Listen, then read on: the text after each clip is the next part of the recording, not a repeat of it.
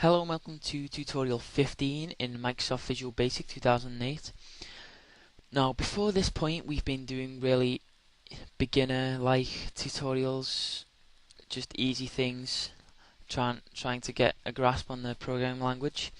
Well, this is where we're going to start doing the intermediate stuff. Now today I'm going to be teaching you about the for loop, which is a feature, well, it's basically like where you want to tell Microsoft Visual Basic how many times you'd like to execute a code, and it'll do it. So I'm going to be using the easiest method to show this to you, and hopefully you understand the concept. So create a new project and we'll call it for loop,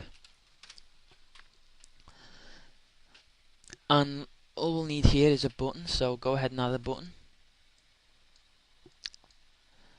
and we'll just put the text as for loop. Okay, so what a for loop is every time.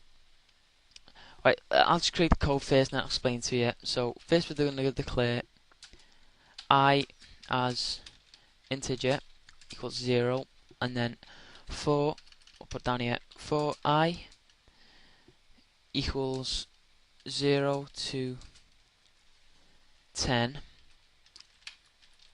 message box dot show the value of I is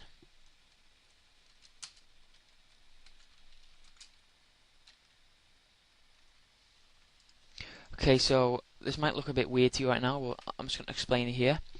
First of all, we're going to declare I as a number or integer, which is 0, and then here we're going to have the for loop. This is saying, okay, when for I 0 to 10, message box, the value of I is I. So every time this executes the code, first of all it's going to start off with I equals 0, and it's going to message it 0, and then when it says next, it's going to increment I by 1 to 1, and it's going to say the value of I is 1, and it's going to keep going until it gets to 10, and then it's going to stop.